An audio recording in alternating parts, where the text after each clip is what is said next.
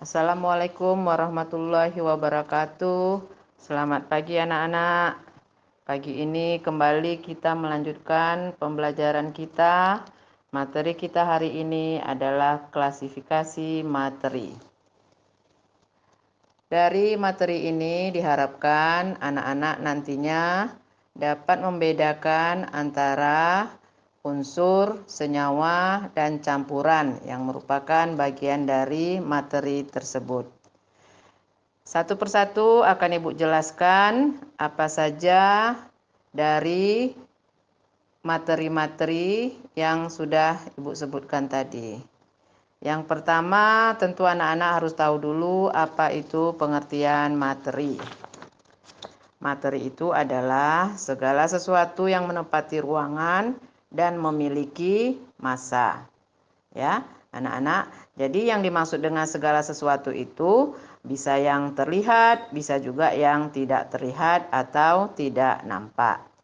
Jadi dalam kehidupan kita sehari-hari, yang terlihat itu mungkin zat padat atau zat cair, sedangkan yang tidak terlihat itu mungkin berwujud gas.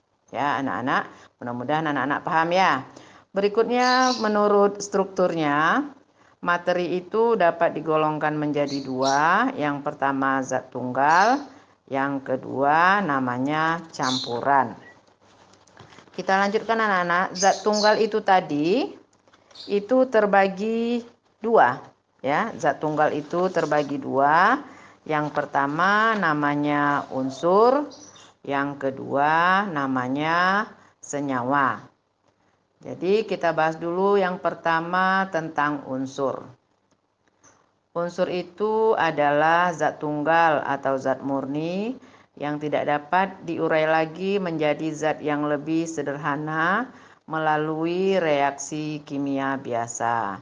Jadi unsur ini bisa juga dikatakan tunggal, berdiri sendiri, ya. Wujudnya ada tiga, bisa berbentuk logam seperti besi, emas, perak, dan lain-lain. Atau yang kedua berbentuk semi logam, contohnya silikon, boron, arsen, dan lain-lain. Yang ketiga, unsur tadi dia berbentuk non-logam. Zat tunggal atau zat murni, pengertian dari unsur tadi wujudnya ada tiga. Yang pertama berbentuk logam seperti besi, emas, perak. Logam ini dapat mengantar arus atau mengantar panas, biasa juga disebut dengan konduktor.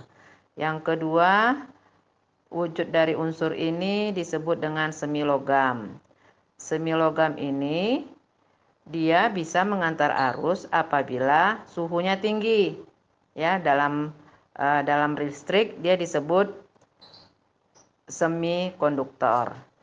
Kemudian yang ketiga, wujudnya non-logam. Non-logam ini dia bisa berwujud gas seperti oksigen yang kita hirup sehari-hari, helium atau gas neon yang ada di dalam bola lampu itu adalah termasuk ke dalam kelompok non-logam. Ya, anak-anak.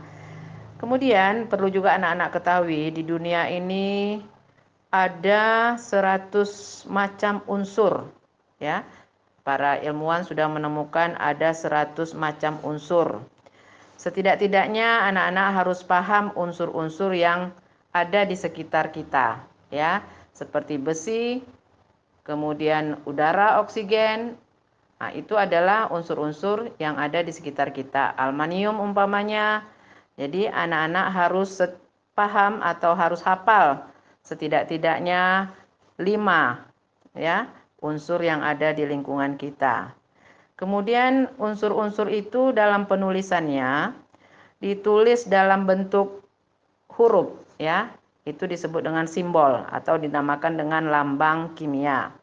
Penulisannya bisa dengan huruf besar, kemudian huruf besar dan huruf kecil. Seperti contoh unsur oksigen itu dilambangkan dengan O besar, satu huruf. Ada juga yang dua huruf keduanya huruf kecil.